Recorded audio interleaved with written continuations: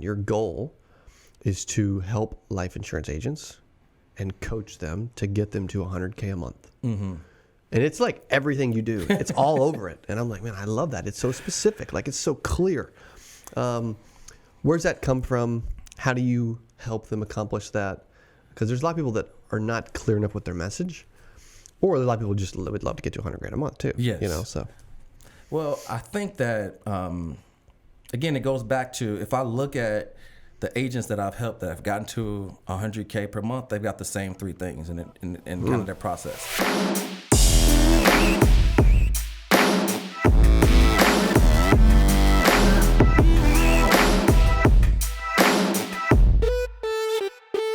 Hey, welcome back to the CA Power Players podcast. When I talk about power player, man, I got a special guest today. We're in the Secure Agent Marketing Studio hanging out with my good buddy, Mr. Arturo Johnson. What's up, Arturo? What's going on, man? It's great to be here. Dude, thanks for having me. Thank you for being here, brother. Like, to come in person means a lot, man. Like, this cat, as I'm getting to know him, man, he's super intentional. Okay, so like, not everybody's intentional, man. You know what I mean? Like, people play business. Right. This dude means business, right? Which I love. Also super relational. I've loved hanging out the last year and really doing some stuff this year together. So thank you, man. Appreciate you. Yeah, it's really humbling to hear that. I really, coming from you, I appreciate that. Somebody that I looked up to. I can remember, back in 2017, I tell the story all the time. Any chance I can get, seeing this young crazy kid on YouTube, dialing the phones, being brave, stepping out there that most people wouldn't do it. And he's like, I'm going to step up and be the leader for this industry. And I'm going to show you guys how to do it and not just tell you how to do it. I'm going to have you guys watch me do it. And that's the one thing that kind of stood out. So for me to be here after, at that time, being a life insurance agent, a struggling life insurance agent, looking for some answers, right? Looking for somebody to show me exactly what I needed to do in order to be successful. That thing stood out to me. And so being here is just kind of a surreal situation. It's kind of like, I can't really believe it. But I'm happy to be here. Thanks, brother. Appreciate you being here. You're a good dude. And coming in from Nashville. Yes. It was definitely meant the trip. It was quite interesting getting here. Yeah. And so, being here is definitely worth all of that for sure. Cool, man. Yeah, it's not easy to get here. I mean, you either got to drive or fly through somewhere. You can't fly direct unless it's like a small plane or until I get my plane or you get your plane, either way, Yeah. Which is cool. For those that maybe don't know you, I mean, I feel like you do a ton of advertising. Mm-hmm. This dude's spending tens of thousands a month just on your brand. You're spending hundreds of thousands a month with, 4 others as well. Yes. But like you do a ton of advertising, you do a ton of branding. I see your videos all the time and your ads all the time. And I'm assuming a lot of our audience does as well, but maybe not. If you're not, dude, you may want to look this cat up. But you didn't start there, just spending gobs of money on ads and promoting yourself. Right. With Arturo Johnson Consulting. Correct. If you look back, who is Arturo, man? Like, what shaped you? Where are you from? How did you grow up? Yeah. Well, that's a pretty big question. So I'll just kind of give you the short and skinny. Let's do it. So Arturo is, just an ambitious kid from Chicago that had a lot of energy and a lot of excitement. That's the reason for the Jordans. He's got some J's on. Yeah, for sure. And so just an ambitious kid that really just wanted to make an impact. And at that time, I didn't have a lot of like mentorship in my life. So I just had to try a bunch of things and just kind of try to figure it out. Yep. And so raised by a single mom, and she was a nurse that worked 2 and 3 jobs just to make sure that her son was able to get a good education and do those things. So I saw what hard work could produce. And now I'm more appreciative of that. Yes. And that's kind of the reason why I sit here. So, I always wanted to be an entrepreneur, and I tried so many things. Yeah. Fireman, waiting tables, real estate investor, opening up convenience stores.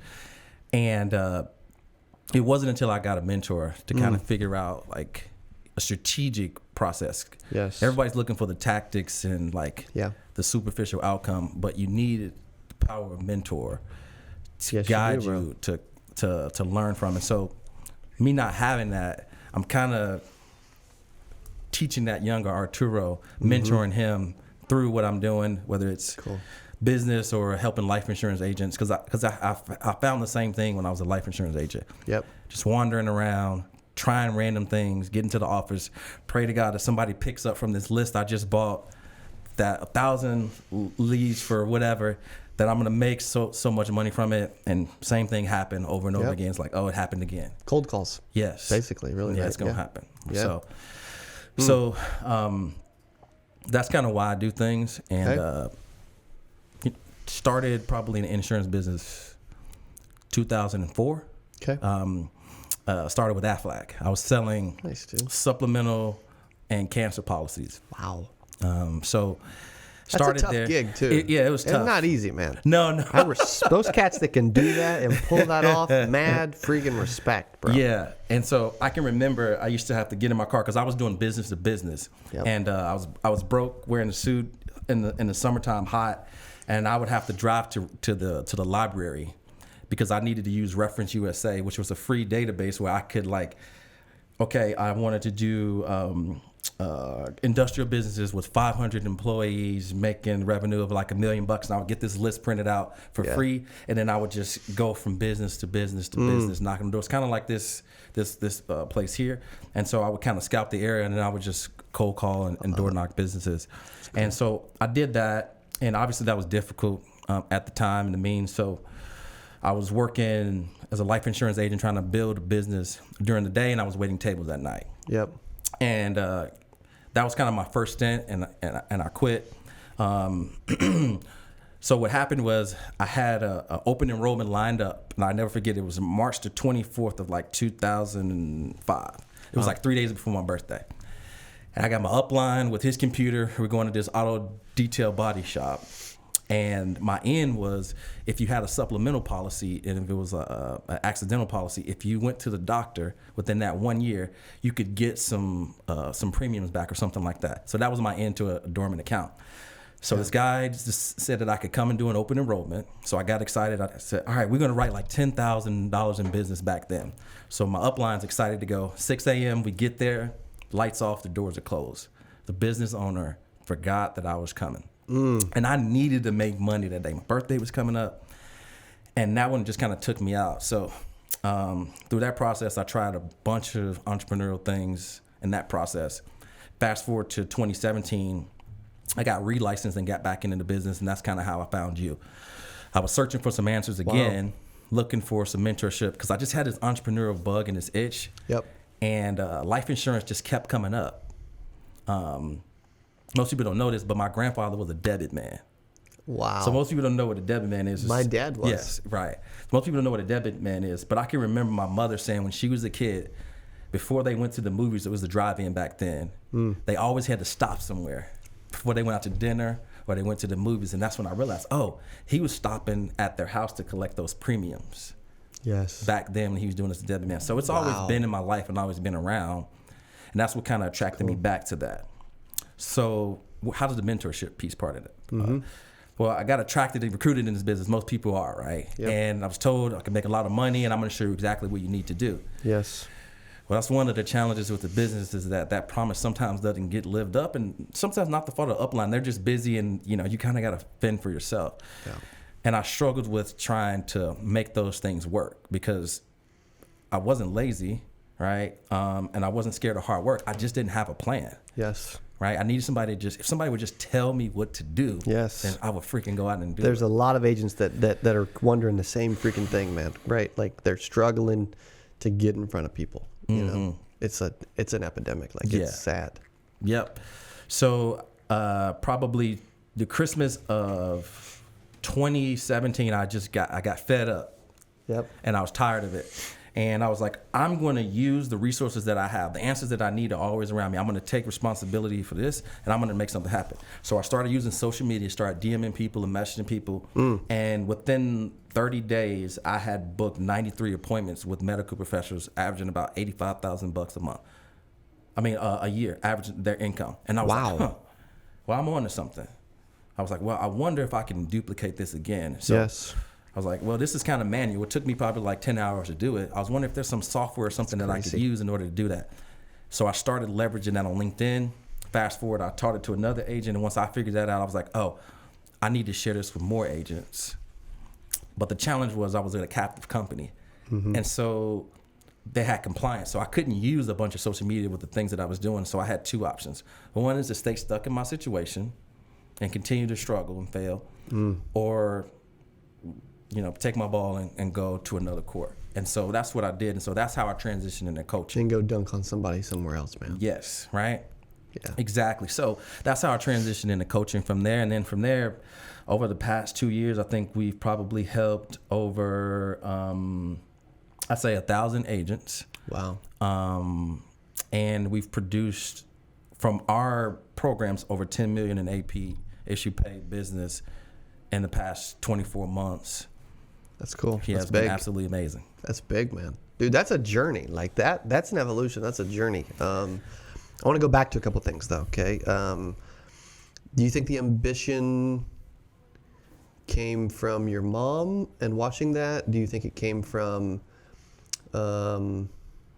not having a lot? Do you think it came from just who you are personality-wise, all of the above? Yeah, that's a good question. So I think that there's like, when you kind of grow up without a lot of things, you have this list of wants that you just want to kind of fulfill, right? Yeah. And what were some of those for you? For me? Yeah. One was I wanted to be able to take care of my mom. Yep. She now lives around the corner from me. She's retired. That's awesome. And, she didn't have to worry about her bills. She's actually in D.C. right now visiting family. And so I wanted to make sure that all the hard work she did to put in me, she never had to work another day in her life if she didn't have to. Yes. And I think everybody kind of wants that. But I wanted to make sure that. Yeah, but a lot of people say it. Yeah, but I wanted to make sure that it actually happens, right? Yep. But then there's also the thing where my mom, sometimes people don't kind of accept it. It's like, oh, you don't have to do that. I wanted her to believe that it was going to be okay, that she didn't have to work if she didn't want. Like, it was actually her choice. And so that was one of my wants. And then the next one is I just wanted to help people, man. Yes. I wanted to build some impact. And I just didn't know what I wanted to do. And so I just tried a bunch of things, and it wasn't until literally I found a mentor who was like, okay, if you do this, you can achieve X, Y, and Z goal. It's going to be hard. Who was it? Sam Ovens. Yeah. Yeah, Sam Ovens changed my life. One email changed my life. I still have a screenshot of that same email to this day. Because did you always believe in getting help? Or did it take like a getting rid of a pride thing? Or, you know what I mean? So I say this to some of my clients all the time. It's like I used to like pray for a mentor until I realized that I needed to pay for one, right? And what I mean by that is if that's good, dude. If somebody gives you something for free, there's two things that there's no accountability that has changed. So if it is as good as it would be if you would have paid for it, you can't really complain about it. But also, if it sucks, you can't hold them accountable because it was free. Correct. But once we exchange some value, dude, if it's free, I assume it's gonna suck a lot of times. Exactly. Now, it doesn't mean it is, though. It doesn't mean it is, but again, there's two sides of this coin. But once you're not able to hold them accountable, but once we exchange value, it's like, okay, here's an expectations. We're in this together. Here's what I expect from you, and here's what you expect from me. Here's what you can expect from me. Yes. But I believe in that philosophy a lot. Yeah. And people, when they pay, they start to pay attention too. 100%. Yeah. But also, a lot of times when you give away things for free, people don't really respect it or use it because there's no pain associated with it. True. Right? The hardest things, I was just telling him about this earlier today. The things that you have had to work the hardest, that have caused you the most pain, that you've had to give up and sacrifice a lot for, are the things that you're the most proud of. The blood, sweat, and the tears. True. Is your badge of honor. Yeah, that's so. In saying that, if there's no pain associated, usually for the most part, you don't really take advantage of it enough. And so if people don't pay, they don't pay attention. Yeah, it's good. So, for me, I kept getting mentors or trying things, and I wondered why it wasn't working, and it was because. One, either I wasn't paying attention or I couldn't hold them accountable for it. Yeah. But once I got a real mentor, I was like, okay, I invested in this program to get me a specific result. I'm willing to do the work. So now, show me what I need to do. Who, if you look back over your family history, who's been the most successful person? Seriously. Am I serious? It's kind of like, it's hard for me to say that because I'm kind of a humble guy. It's you. Yeah, it's me. why did you choose to be the one that kind of really broke that? You know what I mean? Like, because it kind of, for whatever reason, mediocrity like just continues through generations. But you chose for it not to continue. Yeah. Well, I didn't really, like, at the time, I wasn't really focused on, like, all of those things. It was like this internal thing. I wanted something better for myself. So it started with that. Because initially, when I got into entrepreneurial thing, I wanted to do motivational speaking. That was kind of the thing that I wanted to do first. Yeah. But what was the challenge with that? Is that, like, nobody's going to listen to you if you haven't had any success in the business world. True. So I had to put that on hold and go and get some success in the marketplace first to establish some credibility. Yes. And now I'm kind of circling back to that part as my passion, because now, you know, gotten results, building a good, healthy, solid business, making some partnerships, right? And now I want to be on that wall, right? That you got up there with That's right, man. Ed Milet and I Ray love Lewis, that. Michael Irvin. Most people would think it but not say it. Because I've always felt like, and I think a lot of people can start to relate to this, okay, as you're hanging out with us today, is, dude, when somebody is doing something and I witness it, I'm like, bro, I know I can do that. Yes. Now, some would say that's arrogant. Dude, that's a belief that everyone should have, you know? And so I love that you're saying, like, dude, like when I go to 10X every year for Cardone's conference, I'm like, bro, I want to finally be on stage. I don't want to just sit here forever, you know? Same thing. You're like, dude, I see these people on the wall, on your wall, in my Cody Askins LC wall of speakers over the years. Ed Milet, Jesse Itzler, Tim Tebow, Michael Irvin, Darren Woodson. Some incredible people. Ray Lewis, Cardone, And he's like, dude, I want to be on. Like, I love that, man. And I think more people need to stand up for what they believe in, start to believe themselves, and start to speak that in a humble way. Like, I knew the answer was him in regards to his family, but he still didn't want to say it, you know, which is just kudos to you because you're just a good dude. You know? Yeah, appreciate that. But I always want to be the most successful. My dad's super successful, but it wasn't a competitive thing. It was just dude, I want to be the most successful person in the history of my family and, frankly, anybody I know. Yeah. You know? And it's funny that you say that, because, like, now that I'm actually, like, thinking about the whole success thing and the journey, it's like all the things I tried, though, like the fireman, the real estate investing, anything that I tried, I could have been successful in all of those things. Especially with what you know now. Yeah, with what I know now. But the main thing with getting the mentorship is that, like, I said that I wanted, but I didn't have, like, the discipline to do the consistent action to stay at it long enough, right? Correct. So it's like, I tried this and then I stopped, and I tried this and then I stopped. And it's like, well, basically, long story short, there's this certain line of success, right? So let's just say this line is here. And I start this thing over here, and then I start this thing over here, and I start this thing over here. That if I just kind of focused on that planned action consistently over time, to get to that, then I would achieve success. But what I kept doing is I kept having shiny strategy syndrome and shiny object syndrome, that I kept jumping from thing to thing and not just sticking with something long enough. So I had to realize I had to commit to the process until it worked for me. And so that's what I learned from the mentorship, that it wasn't the things over there, it was me. And now I had to take radical responsibility for it, and that's really when everything changed. Yes. Also, too, with what you do with Arturo Johnson Consulting, and I love that it's obvious, man, your goal is to help life insurance agents and coach them to get them to $100K a month. And it's like everything you do, it's all over it. And I'm like, man, I love that. It's so specific. Like, it's so clear. Where's that come from? How do you help them accomplish that? Because there's a lot of people that are not clear enough with their message. Or a lot of people just would love to get to $100,000 a month too. Yes. You know, so. Well, I think that, again, it goes back to, if I look at the agents that I've helped that have gotten to $100K per month, they've got the same three things in kind of their process. Number one, they're disciplined. They own their own lead source. So the person who kind of controls the leads controls everything. Right, leads are the lifeblood of the business. So that's probably something you should have a little bit of control of. And then they have an amazing and abundant sense of urgency for where they're going. They're trying to get there now. But it doesn't start if they don't get disciplined. Correct. Right? Which if we think about this over the years, man, there's so many people that are like struggle with the discipline piece. Like if you can't get yourself to wake up when your alarm goes off, you're never going to make $1 million. You just not even going to make $100,000. You're just probably not, Yeah. If you struggle with, if you say you go to the gym to and get you don't. to get up and do these things, how are you going to run a 7-figure business? Exactly. You may run it for a little bit, but the thing is, it's like getting people to follow you, to believe in you is another thing when you're a leader as a team. That's the separator. Like that's the, I'm not saying there's not additional separators, Right. but that is the initial separator that most people ignore. They're like, dude, if I just know everything, and it's like, no, dude, if you just did what you said you were going to do, a lot of good stuff would start to happen. You'd get goodwill. You'd become a better human. People around you would start to pay attention. Like, dang, that dude, like, as an example, I'm in the gym this morning.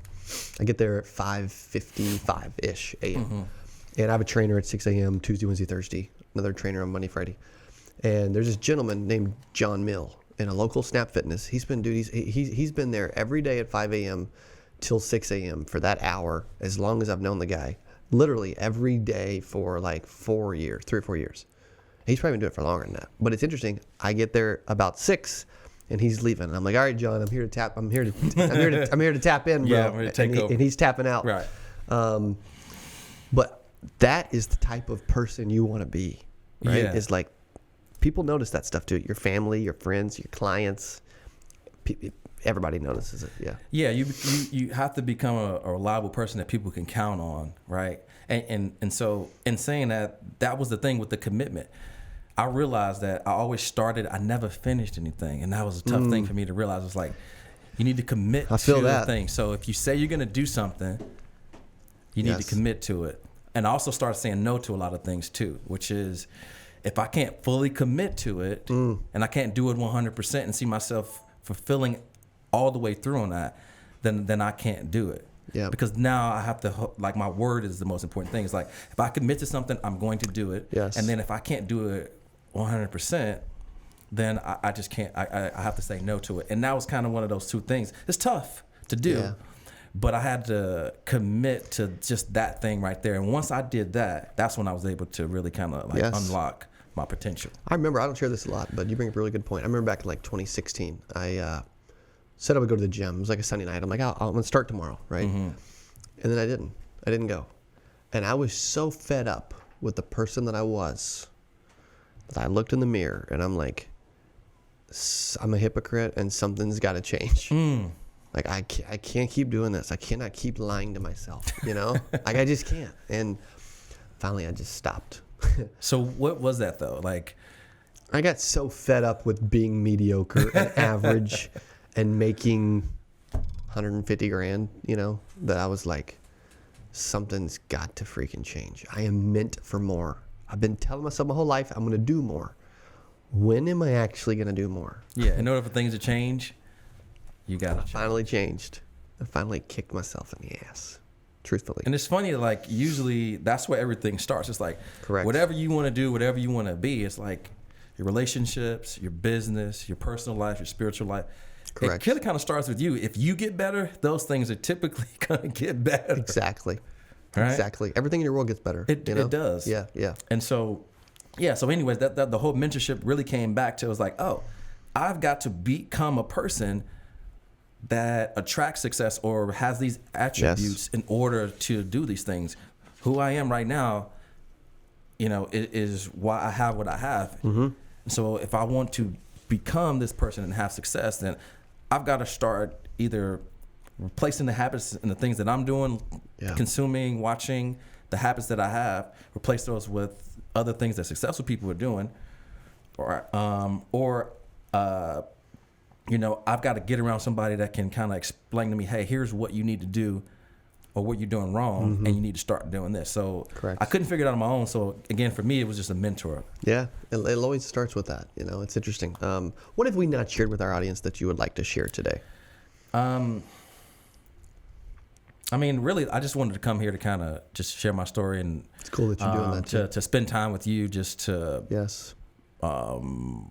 just to kind of think bigger, to dream bigger. So I really didn't have an agenda. I just really wanted to kind of share my story, and it's to just let everybody know that, if you want to have success, there's there's hope. There's resources. You got a ton of resources. I have a ton of resources, and you know, you just got to kind of fight for it. You know, so hang in there and commit to the process. It's going to be hard. It's going to be tough. Amen. But there are a lot of resources out there, like the one I have, which is the free course. And so you can go to go.arturojohnsonconsulting / free dash course. And there's a free course of like 30 hours of my best stuff. Wow. And so the reason why I'm doing this is simply... I'm going to make him change the price real quick. So you better go. Well, the reason why this is here is because I want my free stuff to be better than most paid. So in the future, you go through this process, you're like, wow, if I got this much value from Arturo for free, from not knowing him, from a can of paint, from this water, from seeing him on Cody's show, you can immediately get some value from me, from this show. Because a lot of people talk about a lot of things, right? So I want to give people some value that in the future that they may, you know, want to invest or work with me in the future. Good, dude. Dude, thank you for being here. Thank you for being a part of the podcast. Thank you for giving that out to everyone. You're awesome. This has been great, man. Enjoyed spending some time with you. Yes, for sure. Thanks for having me, man. Kay. Thank you, man. Okay. Thank you guys for watching the Power Players podcast. Arturo's a cool cat. Go follow him. Do some more with him. And we'll see you on the next one. Hey, if you enjoyed this, I got another one you're going to love. It's right there. Click on it. See you in there. When I first joined and decided to kind of jump in, it was kind of 1 foot in, 1 foot out. And I remember being out in the field. I went to my first home, my second home, my third home, and it was by the end of that